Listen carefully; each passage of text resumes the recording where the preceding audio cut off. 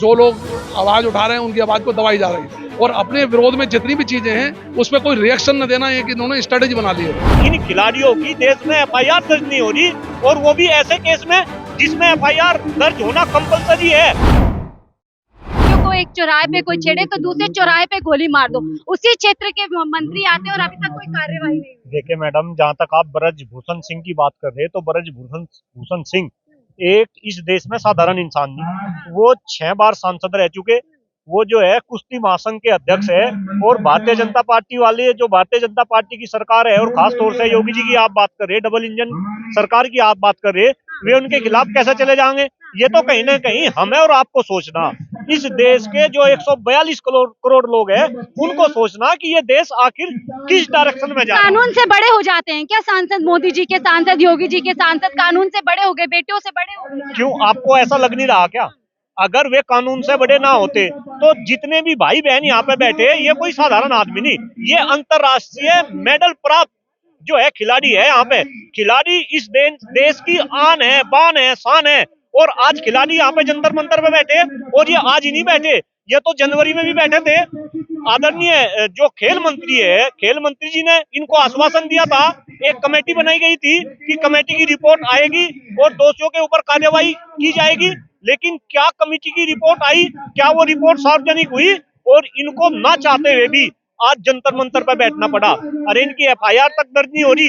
अगर इन खिलाड़ियों की देश में एफआईआर दर्ज नहीं हो रही, और वो भी ऐसे केस में जिसमें एफआईआर दर्ज होना कंपलसरी है, तो फिर तो भाई ये अब मोदी जी और योगी जी के बारे में कहीं ना कहीं 142 करोड़ वासियों को सोचना पड़ेगा। दिक्कत क्या है?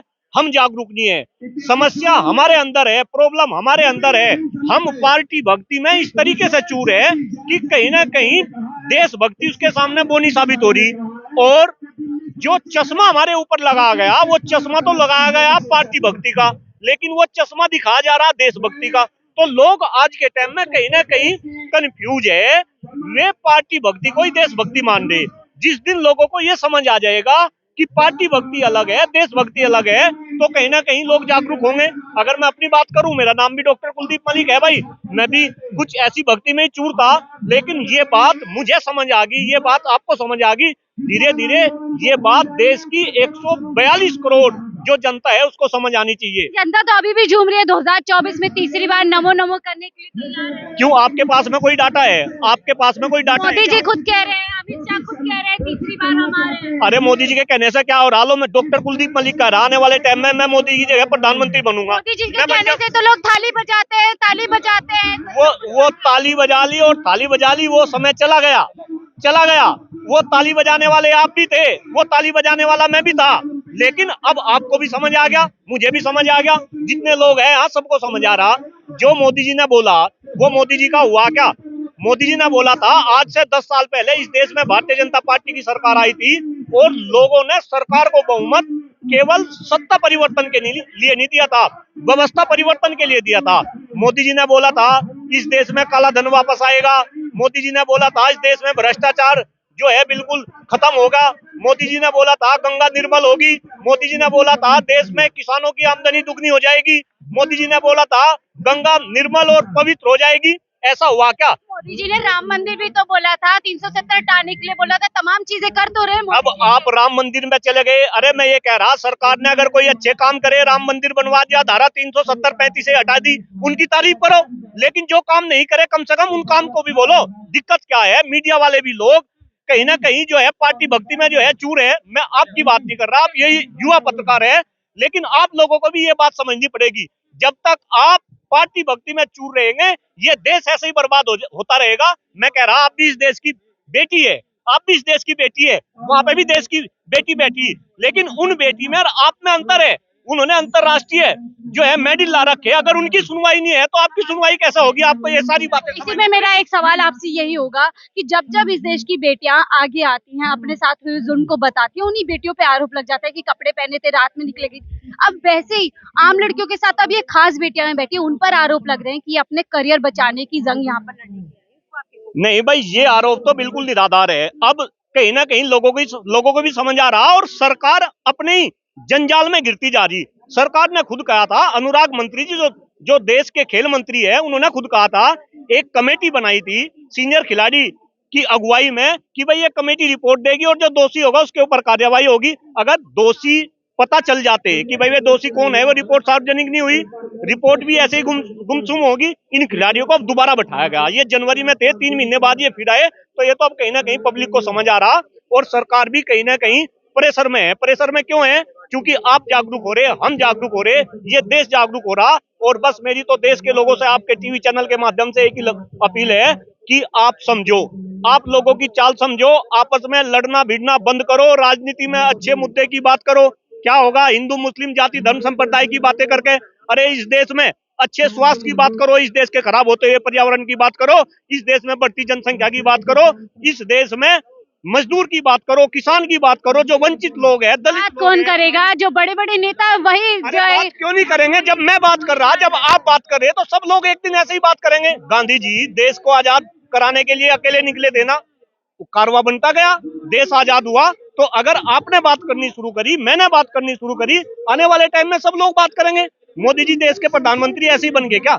मोदी जी ने भी तो कांग्रेस के खिलाफ कहीं ना कहीं कुछ ना कुछ स्ट्रगल करा होगा, तभी हम कह रहे हैं जब देश के प्रधानमंत्री होकर यशस्वी प्रधानमंत्री मन से कहेंगे कि कपड़ों से पहचान हो जाती है, तो आप और मैं क्या बात करेंगे उसका बताइए। अरे आप क्या बात कर रहे हैं? मैं आपको एक बात बता दूं, कई बार चींटी भी हाथी को परेशान कर दे, तो आप ये समझो हमारा आप चींटी है, हम भी हाथी को परेशान कर सके, लेकिन हमारे अंदर वो जोश होना चाहिए, जज्बा होना चाहिए कि हम हाथी को परेशान कर सके। तो कहीं ना कहीं हमारे अंदर इस टाइप की जब फीलिंग होगी तो हाथी कभी ना कभी परेशान होगा ही होगा। सर आप किस तरीके से देख रहे हैं? चौथे दिन हो, चार दिन हो गए हैं, बच्चा यहीं पर सोती है, दिन यहीं पर गुजारे, यहीं पर ये लोग प्रैक्टिस कर रहे हैं, अपने खेल से दूर हो चुके हैं और कानूनी कार्यवाही है कि इनकी जो है हो नहीं रही। मैडम, देश को गौरव दिलाने वाले, मेडल लाने वाले खिलाड़ी हमारे यहाँ धरने पर बैठे हुए हैं, ये बहुत ही दुखद बात है और हम लोग आम जनता के लोग हैं, इसको खबर को सुन के बहुत दुखी हैं और अपील करते हैं कि इस पे FIR होनी चाहिए और विधिवत कार्रवाई होनी चाहिए, दोषियों के खिलाफ कार्रवाई होनी चाहिए। इतने बड़े बड़े नेता चुप हैं, जो प्रधानमंत्री जब ये जीत के आते हैं तो देखिए सम्मान बढ़ाते हैं, खुश होते हैं कि देखिए देश का मान बढ़ा है। आज वही बड़े नेता चुप ही साधे हुए हैं, कोई आने के लिए मिल भी नहीं रहा। देखिए, ये दोहरे चरित्र की यही सब बातें हैं। बातें आदर्श की बहुत बड़ी बड़ी होती हैं और यही दोहरा चरित्र है कि जब दोषियों के खिलाफ कार्रवाई होनी चाहिए। जो अगर हमारा विपक्षी है तो वो उसका छोटा अपराध भी बहुत बड़ा अपराध है, उसके खिलाफ हम बहुत दूर तक जांच करेंगे, सारी चीजें करेंगे। इसी से जुड़ा एक सवाल है, जब राहुल गांधी जो भारत जोड़ो यात्रा में कहते हैं कि मेरे पास महिलाएं आए रोती रोती, उन्होंने बताया कि कैसे उनके साथ शोषण होता है, सेक्सुअल हैरेसमेंट होती है, तो उस बात को लेकर देखिए जो सत्ताधारी लोग हैं वो भी उन पर चढ़े थे और दिल्ली पुलिस, यही दिल्ली पुलिस जो आज चुपचाप है, सुन नहीं रही है, ये उनके घर तक पहुंच गई थी कि हमें नाम बताइए, हम इंसाफ दिलाएंगे। नहीं, इसमें तो सीधी सी बात है, दिल्ली पुलिस को तुरंत ब्रजभूषण शरण सिंह जी के घर पे जाना चाहिए, उनसे पूछना चाहिए कि भाई ये महिलाएं आरोप लगा रही हैं, तो आप बताइए कौन कौन इसमें है, नाम दीजिए हमें।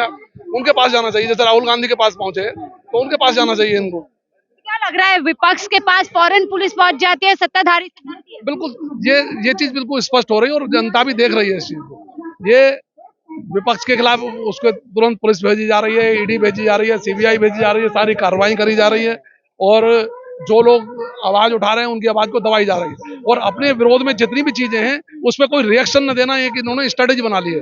कोई भी मुद्दा हो कि कोई भी सत्यपाल मलिक पे चुप हैं आप, हर चीज हमेशा हर बात, इतने मुद्दे आते हैं हर बात पे चुप हो जाते हैं, 9 साल से चुप ही हैं, किसी मुद्दे पे आज तक जवाब नहीं दिया है। तो ये जनता को भी सोचना पड़ेगा, हिंदू मुस्लिम और उसमें डिवाइड करके ये सब चीजें जनता के हित की चीजें नहीं है और ये हमारे लिए बहुत ही दुखद और शर्मनाक है। आप क्या कहेंगे सर? बहुत गलत हो रहा है, देश की बेटियों के साथ बुरा हो रहा है। मैं तो आपके चैनल के माध्यम से मेरे दिल्ली की जनता को कहना चाहता हूँ, मैं तनवीर भारती, जिंदा जमीर लोगों तुम्हें आवाज दे रहा हूँ, आओ जंतर मंतर इन बेटियों का साथ दो। ये मेरे देश का गौरव है, इन्होंने मेरे देश का मान सम्मान बढ़ाया है। आज ये अपने ऊपर नाइंसाफी के लिए इंसाफ मांगने बैठी है। ये गूंगी बहरी घटिया गुंडी सरकार इनकी सुन नहीं रही है। मेरे देश दिल्ली के जिंदा जमीर लोगों, आओ जंतर मंतर की ओर इनका साथ दो। देखिए तमाम लोग हैं यही खुद खिलाड़ी से लेके आम लोग तक यही कह रहे हैं कि आइए इनका साथ दीजिए, लेकिन जिस हिसाब से जो रिस्पांस पिछली बार इनको मिला था उसमें कहीं ना कहीं एक कमी देखने को मिली। उसका सबसे बड़ी वजह यही लगता है कि पिछली बार जिस धरना प्रदर्शन किया था तमाम लोग आम जनता से जुड़ी थी, लेकिन शायद कहीं ना कहीं पिछली बार से इस बार में लोगों का विश्वास जो है खिलाड़ियों पर कम हुआ।